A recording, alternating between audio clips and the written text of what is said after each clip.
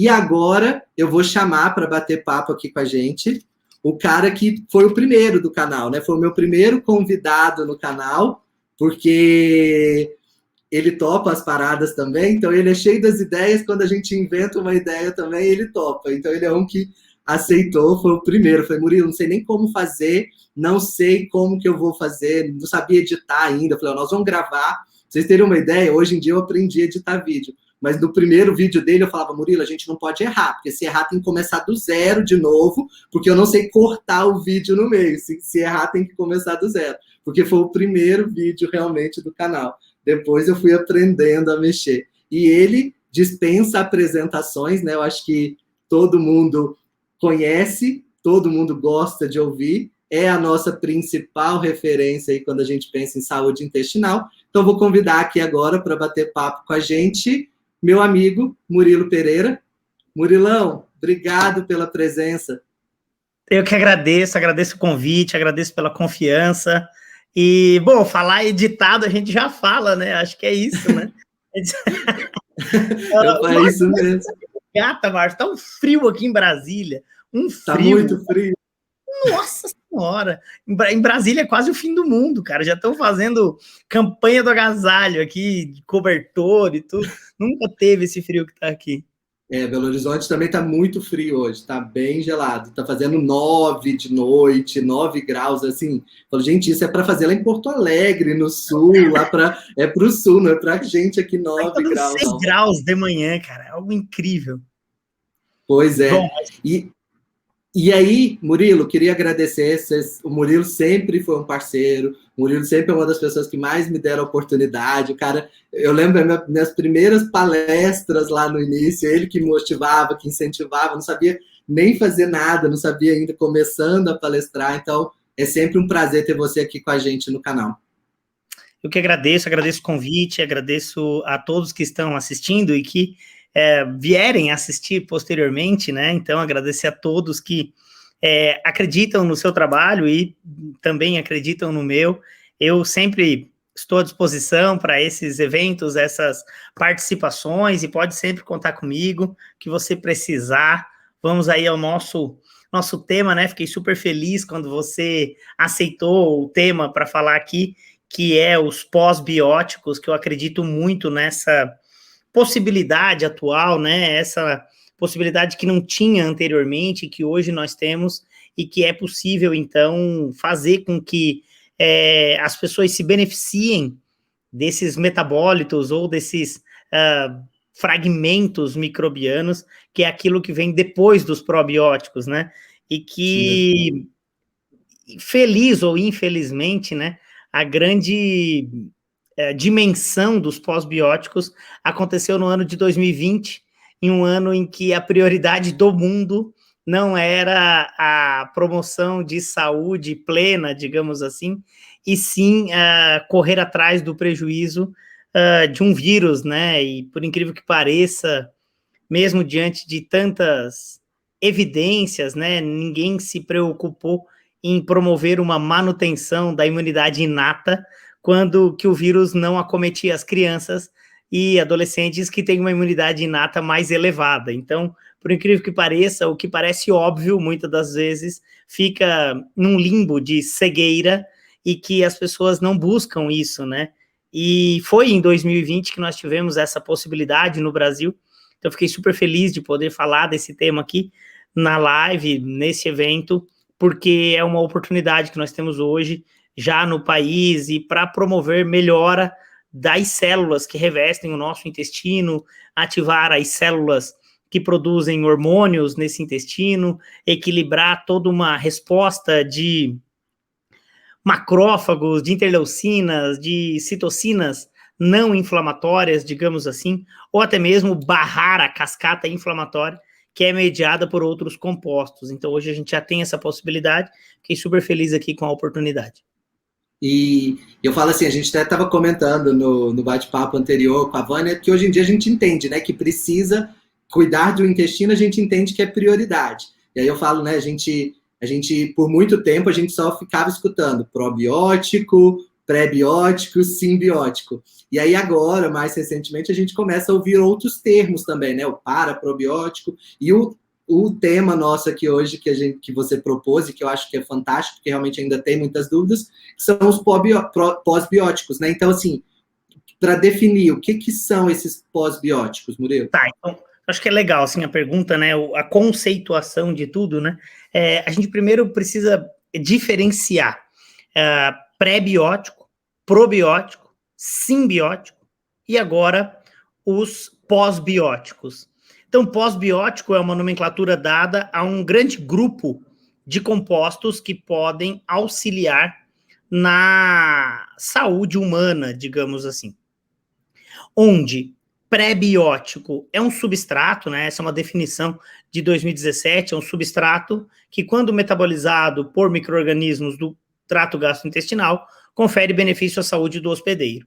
Então, o pré-biótico é, entre aspas, a comidinha dos micro-organismos do intestino, que esses micro-organismos potencialmente vão promover um benefício à saúde do homem. Probiótico é um micro-organismo com característica probiótica, ou seja, ele tem que conferir um benefício à saúde do hospedeiro. A definição mais aceita é micro-organismos vivos que, quando administrados em quantidades adequadas, conferem benefício à saúde do hospedeiro.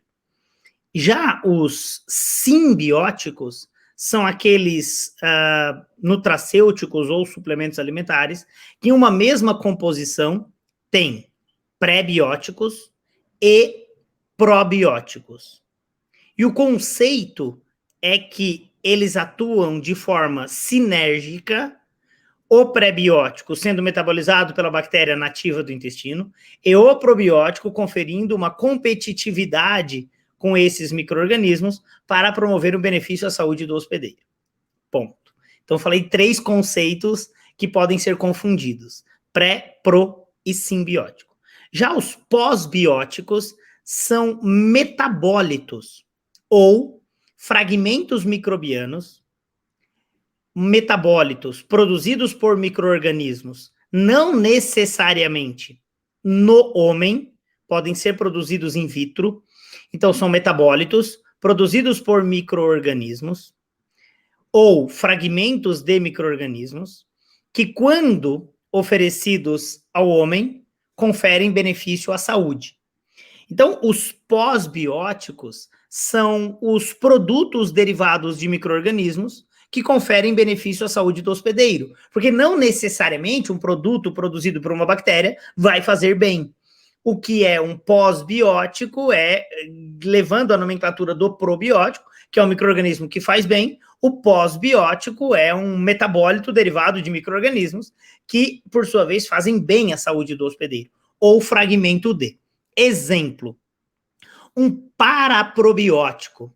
Paraprobiótico é um probiótico que sofreu um mecanismo de inativação pelo calor. Então, existem as bactérias pasteurized ou pasteurizadas, existem as bactérias tyndalized, que são as bactérias tindalizadas, que sofrem um mecanismo de inativação térmica, chamado de tindalização, e essa inativação térmica dá origem a fragmentos microbianos, pedaços de bactéria.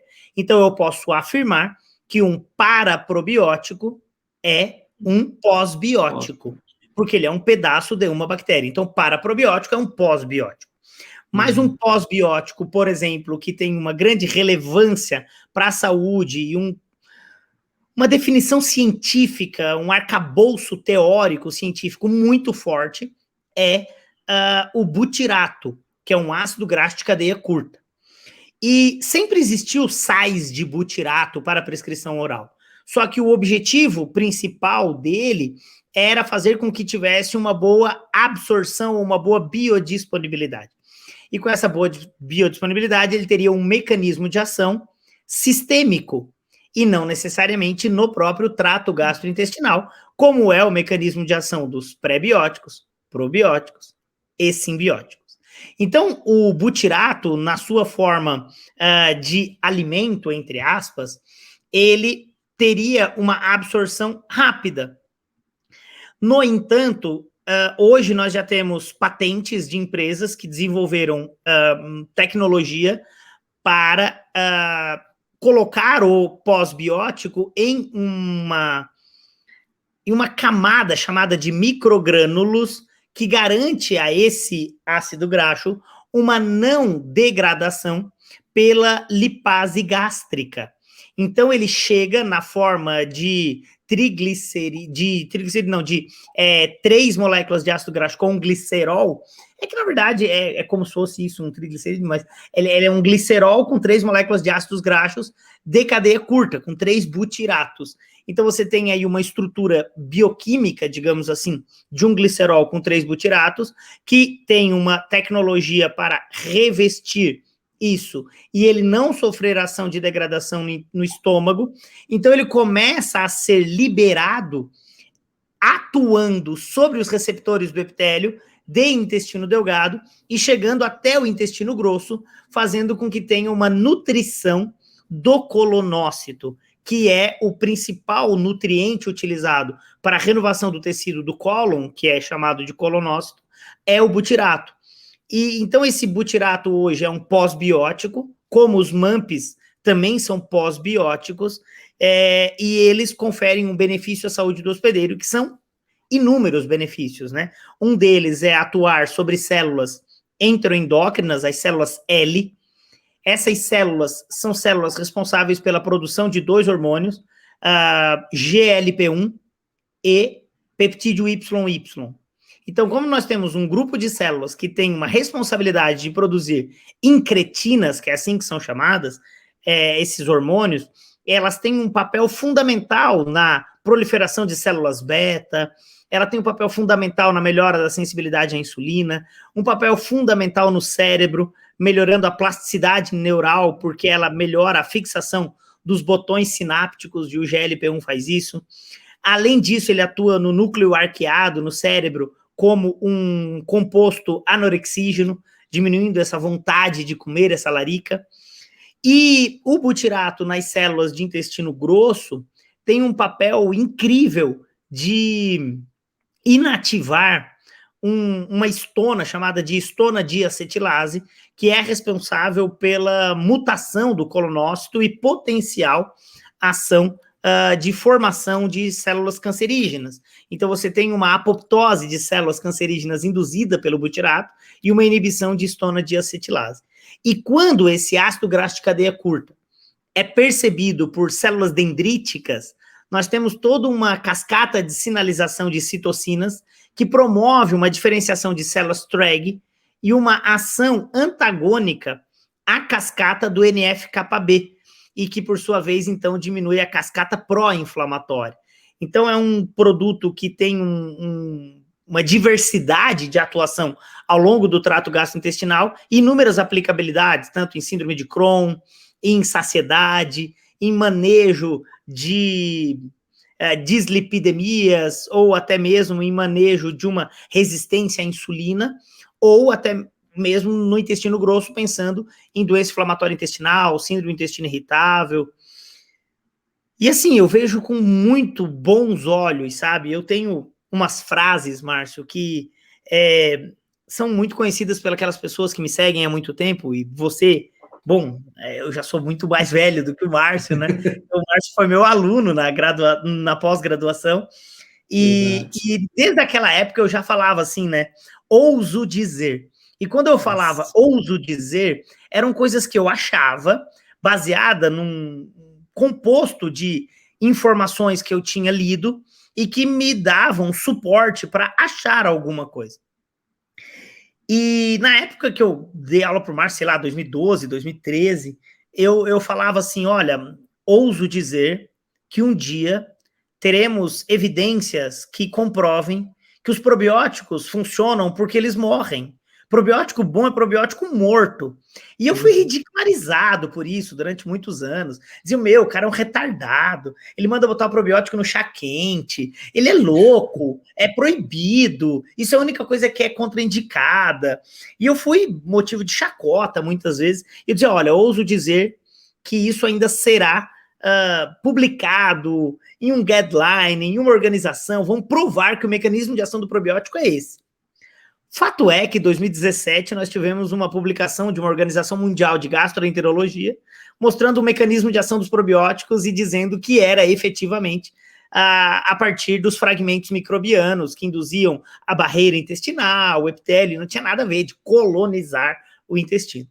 E da mesma forma que eu falava isso, eu também dizia, depois de 2015, assim, ouso dizer que um dia haverá um butirato estabilizado para atuar no intestino. Porque é impossível que ninguém tenha pensado nisso. Eu dizia assim, olha, um dia eles vão estabilizar em quitosana, porque a quitosana tu come e caga aquilo, né? Então, tu jogar um butirato encaixado nela, ele ia passar pelo meio da bosta. E isso ia atuar nas células do intestino. E aí, hoje em dia, a gente já tem, né, uma tecnologia muito mais avançada do que a que eu falava, mas eu, hoje, então, ouso dizer que um dos maiores beneficiados do uso dos pós-bióticos, eu acredito que serão os grupos de pessoas que têm comorbidades associadas ao trato gastrointestinal e doenças comportamentais ou neurodegenerativas. Eu tenho estudado bastante sobre o mecanismo de ação também do butirato na barreira hematoencefálica, e por incrível que pareça, o butirato aumenta a expressão de ocludina na barreira hematoencefálica. Então, assim, eu acredito que nós vamos ter uma forma de desenvolver defesa, não só do epitélio, mas também para as inúmeras vulnerabilidades que o nosso cérebro é acometido ao longo da vida. Né? Só para que as pessoas tenham noção, nós temos um órgão, né, nosso cérebro aqui, que recebe a cada bombeada do coração 30% do nosso sangue. E todo o que sobra vai para o resto do corpo inteiro. Só que a cabeça não representa 30% do corpo. Ela representa muito menos. Só que ela recebe essa enxurrada de sangue. Então, se nós não tivermos uma boa barreira hematoencefálica, nós teremos aí uma peneira vulnerável a inúmeros compostos tóxicos que nós estamos à mercê nesse mundo moderno. E eu acredito que potencializar essa barreira é, no mínimo, fundamental. Então, acredito que os pós-bióticos e a molécula butirato têm ainda um longo período aí de observação para que nós possamos compreender mais. E hoje em dia eu posso dizer que o número de evidências que já demonstram o benefício dos ácidos graxos de cadeia curta e do butirato já são suficientes para a prescrição desse pós-biótico. E dos MAMPs também, já temos muitas evidências. E nós temos já disponível no mercado, já como para usar na suplementação, não é? Então, tem. Ele já tem no mercado brasileiro, já existe, já é possível, é plausível prescrever tanto os MAMPs quanto o butirato na forma de tributirina, que são 3 moléculas de butirato ligadas a uma molécula de glicerol. Esses 2 produtos, eles têm empresas que importam e representam no Brasil, né? Hoje eles ainda são insumos para a manipulação de suplementos, né? Então são insumos exclusivos para o setor de manipulação.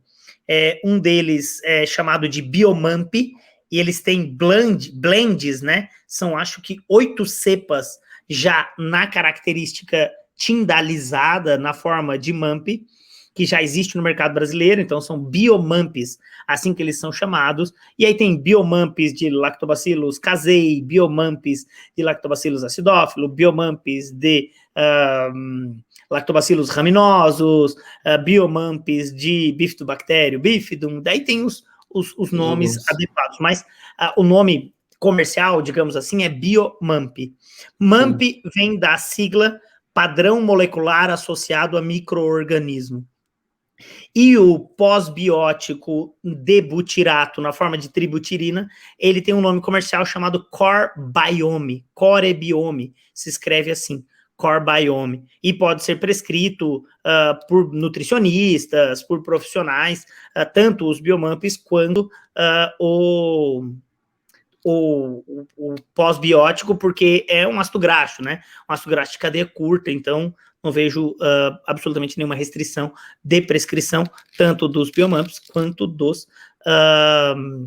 butirato, na forma de tributirina. Então, são esses dois que existem hoje no mercado brasileiro. Tem alguma contraindicação, Murilo, suplementar os pós-bióticos, né? Tem alguma situação que não seria interessante, pensando, sei lá, alguma doença intestinal específica, alguma condição? Então, o que acontece, Márcio? Existe um grupo que é um grupo que, na dúvida, sempre é não, né? E esse grupo é chamado de gestante. Então, nas gestantes, a resposta sempre é não, salvo que nós tenhamos evidências que justifiquem a utilização. Então, se tu me perguntar assim, Murilo, o que usar em gestante? Eu diria ômega 3 com absoluta certeza, vitamina D e probióticos. Esses 3 suplementos eu tenho certeza absoluta que são indicados, recomendados para gestantes. Mas daí são probióticos e não os pós-bióticos e tal. Não quer dizer que eles venham a fazer mal. No entanto, estamos em um momento da ciência que hoje nós temos segurança para prescrever probiótico, ômega 3 e vitamina D. Então, nas gestantes eu vejo assim com cautela. Diferente de probióticos, os paraprobióticos não têm contraindicação para imunossuprimidos ou coisa do gênero, muito embora também essa a afirmação de imunossuprimidos tem caído muito ao longo dos anos, inclusive um grupo extremamente vulnerável à vida, né, à condição de morte, né, de perder a vida, é o grupo prematuro, e que hoje já há guideline, já há meta-análise que ratifica a necessidade do uso de probióticos para diminuir a enterocolite necrosante e mortalidade em prematuros. Mas eu vejo com cautela o uso em pacientes em UTI, eu não acho interessante, até porque esse é um paciente que tem um risco tão grande que você vai prescrever algo para quê? Se você já não é isso que vai tirar ele da condição de comorbidade que ele tá. Então, assim, daqui a pouco o paciente vem a óbito e a culpa é sua por causa de um pós-biótico, sabe? Então, eu acho que tem que ter esse bom senso. Então, nos pacientes críticos, eu não vejo com bons olhos. Não usaria em crianças, porque eu acho que em criança você tem que ter um manejo dietético e orientação, educação nutricional do pai. Eu acho que tem muita coisa para fazer antes na criança, mas, salvo, sei lá, uma criança com TEA, que não se adapta ao probiótico, daí os paraprobióticos são muito mais indicados, daí eu usaria os MAMPs, e eu acho que é isso, sabe, Márcio? Mais bom senso, e não há uma contraindicação de um ácido graxo, por exemplo, né? Sim, vejo contraindicação de um ácido graxo, como não vejo hipótese alguma. Eu usaria, se tu perguntasse, Murilo, a Hélida tá grávida, ela vai usar? Vai, porque eu acho que ela vai se beneficiar muito mais. Mas a gente não pode, né, de maneira geral, colocar isso como, é indicado, porque não há indicação ainda, não tem estudos que justifiquem. Eu acho que depois da pandemia, estudo que justifica qualquer coisa é importante, né? Porque há toda uma preocupação sobre os estudos e tal. Então, acho que o grupo que não usaria é paciente crítico, não usaria também em gestantes. Acho que não porque eu considere risco, mas por cautela. Sim. E, Murilo, você estava pensando aqui na definição, por exemplo, de pós-biótico. Então, se a gente, né, pensando em ser metabólitos, se a gente pensa, por exemplo, vitaminas que são sintetizadas pela microbiota, uma vitamina K, algumas do complexo B, isso também seriam pós-bióticos? É um pós-biótico. Todas as vitaminas, inclusive, as vitaminas estão ganhando status hoje em dia, quando metabolizadas por micro-organismos, de pós-bióticos, porque é um metabólito produzido por micro-organismo. E aí, o que vai caracterizá-lo como pós-biótico? A sua síntese ter sido feita por micro-organismos in vitro. Então, se ele é originário de micro-organismos, ele será considerado também e classificado como pós-biótico. Da mesma forma, fragmentos de leveduras benéficas. Então, as beta-glucanas de levedura, muito em breve, também receberão o status de pós-biótico. Mas E é vitaminas... isso. Só para a gente não segurar o Murilo muito tempo, mas eu vou aproveitar, como o Murilo tem essas ouso dizer, bom que vai ficar registrado aqui no canal, que aí depois que isso virar, depois lá na frente, se virar, sair um consenso, um guideline aí, por exemplo, a gente vai falar, tá lá no meu canal, e foi onde ele falou. Mas, por exemplo, Murilo, você acha realmente, não sei se ainda tem muitos estudos realmente que comparem, mas a resposta no uso do pós-biótico seria melhor que o probiótico, ou ouso dizer... Vamos lá, Marco. O que eu penso, né? Eu acho que não são condutas que se excluem. Não são condutas concorrentes, digamos assim. Eu acredito que em determinados momentos a utilização de probiótico, ela necessariamente não é bem aceita por alguns grupos de pacientes. E eu entendo que aquele paciente Shrek, aquele paciente que é o ogro da vida, que come errado, que se alimenta inadequadamente, que continua comendo Big Nagger do Van, que continua comendo um monte de açúcar, esse cara, quando a gente dá um probiótico, ele vira um baiacu. Ele não ele dá aquela, e ele se sente mal, às vezes dá diarreia, às vezes constipa. Então a resposta não é a esperada. Isso não quer dizer que depois de um adequado manejo, esse paciente não vai se beneficiar absurdamente do probiótico, porque vai se beneficiar. Só que em algumas medidas mais assertivas, eu acredito que o pós-biótico tem um tempo de uso menor do que dos probióticos e que ele é muito mais para a fase aguda, para melhorar uma condição no paciente. Então, assim, eu ouso dizer que no futuro nós teremos condutas de que os pós-bióticos podem entrar na fase inicial de um manejo, seja de depressão, seja de doença inflamatória intestinal, seja de uma dislipidemia, de uma resistência à insulina, que ele entre como uma forma mais pontual, por 4 a 8 semanas, e que depois se faça uma manutenção dessa condição de melhora com os pré-bióticos derivados da alimentação e uma utilização de probióticos até que tenhamos um equilíbrio desse microbioma que poderá ser comprovado com o exame de microbioma. E aí diz, opa, agora eu já tenho uma maior população de Akkermansia, já tenho mais Fecalbacterium prausnitis, essas cepas mais Rosebúria, eles são micro-organismos que produzem mais butirato, logo, eu não preciso usar um suplemento, até porque nós temos que equilibrar o padrão alimentar para desmamar de toda a suplementação. Então, a suplementação é uma ferramenta apenas para o manejo, que nós tenhamos resultados mais assertivos em curto intervalo de tempo para manter com um padrão de vida mais saudável e adequado. Sim. Um parênteses que eu faço é nos pacientes, e aí eu preciso fazer uma explicação, Marcos. Preciso de 3 minutos para isso. Então, assim, ó, à vontade. Imagina que você tem aí um parente de primeiro grau que descobriu o câncer coloretal. Aí, nesse paciente que você tem um parente de primeiro grau que descobriu o câncer coloretal, parente de primeiro grau, eu falo pai, avô, irmão, essa proximidade mesmo. Aí você tem esse parente de primeiro grau que descobriu um câncer coloretal com 45 anos.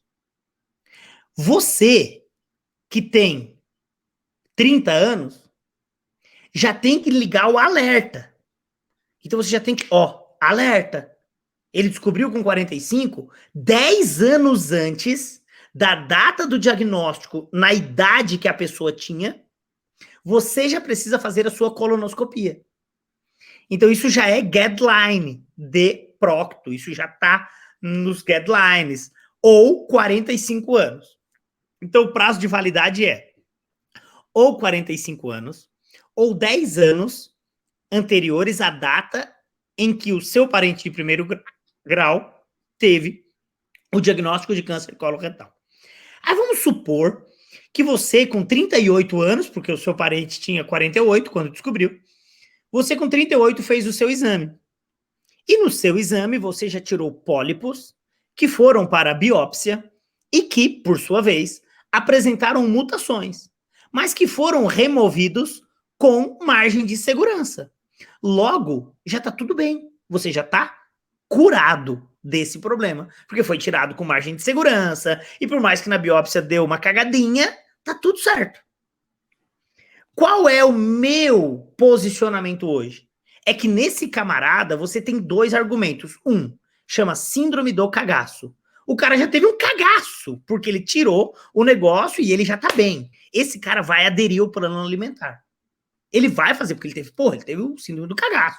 Ele teve lá o parente teve o câncer, ele descobriu que ele tinha a mesma célula, mas ele tirou.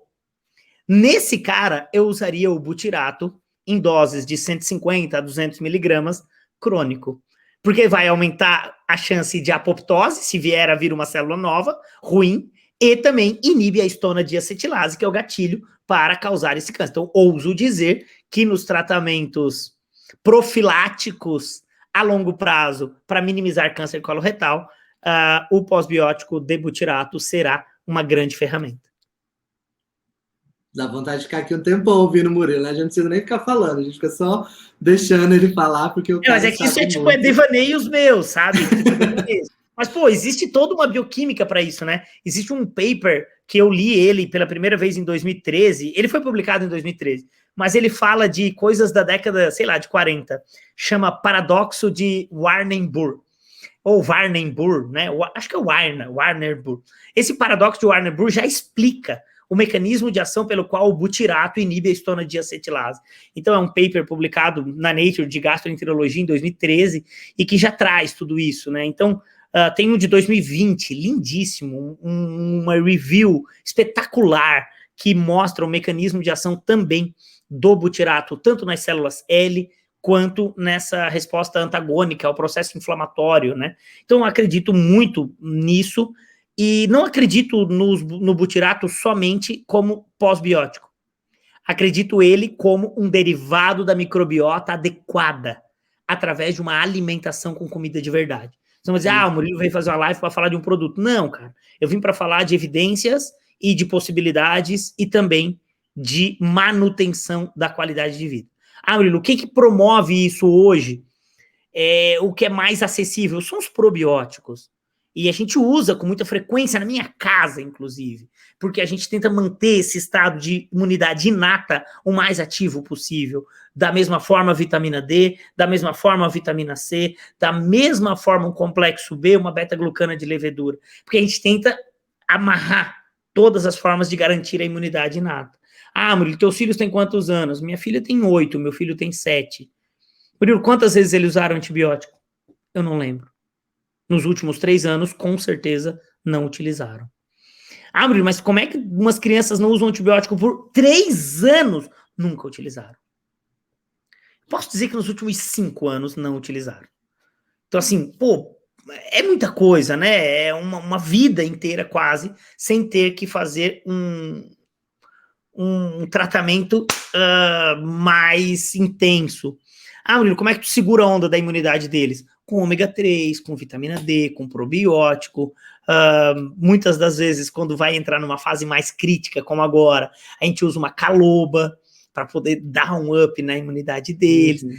Sim, eu não estou aqui dando sugestão de prescrição, gente, estou falando da minha vida, mas só para dizer que existe possibilidade de ampliar.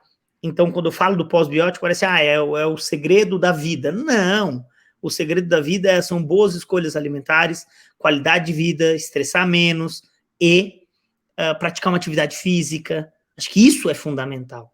Só que não é fácil.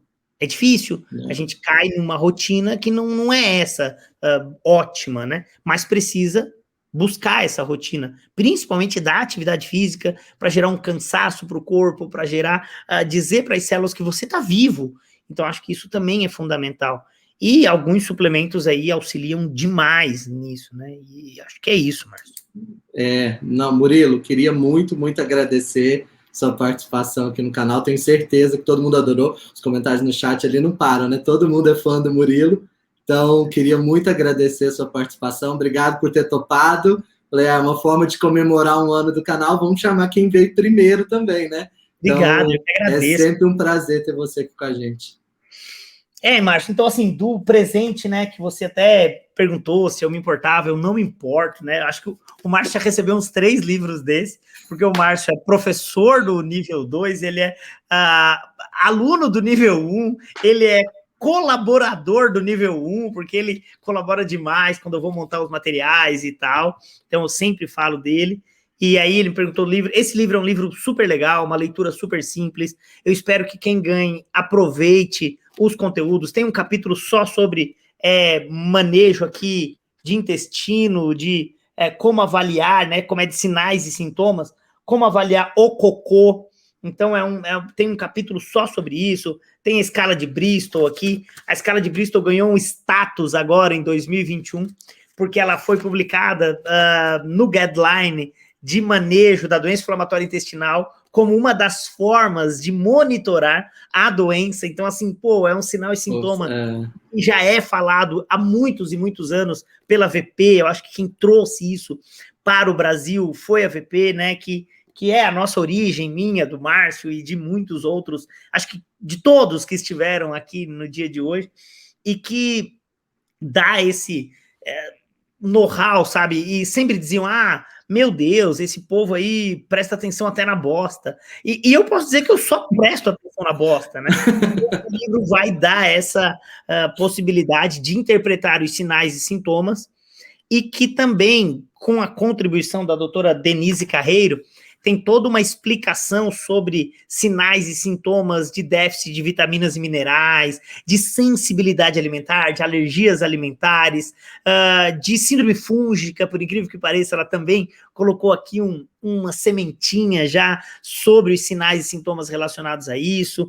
Então, acho que pode contribuir muito aí para quem ganhar esse livro. Olha lá, já tá cheio de gente falando que quer muito, uns já estão falando que tem o livro e que adoram.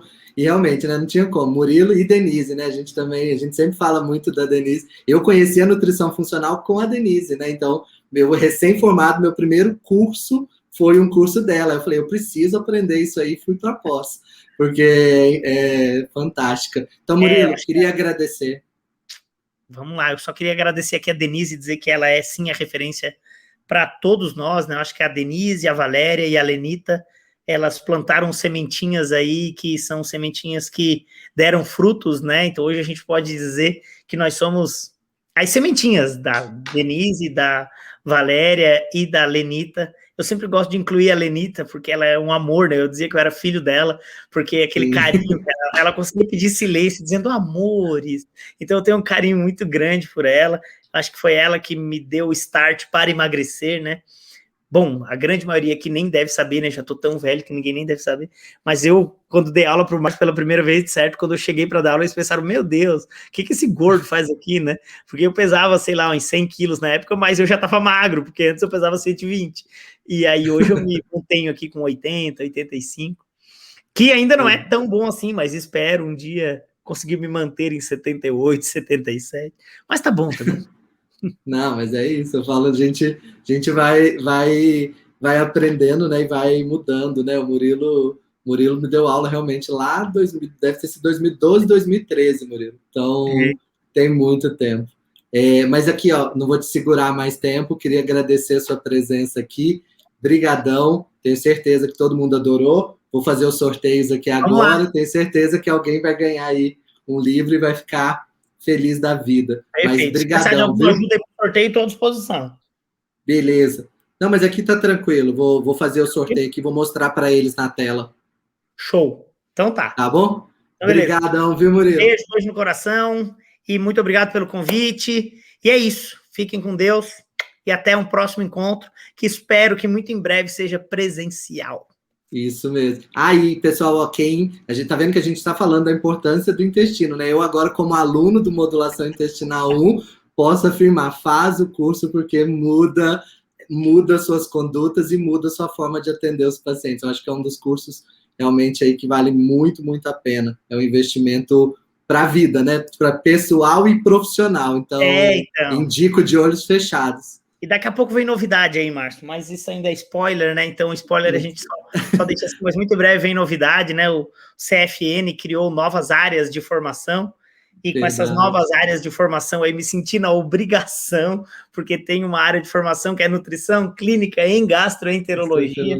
Então, pô, não poderia aqui abandonar o meu trato gastrointestinal. E aí, então, muito em breve vem aí notícias. Novidades. Vamos acompanhar e aguardar. Obrigadão, viu, Murilo? Valeu, um abraço. Valeu, um abraço. Tchau, tchau.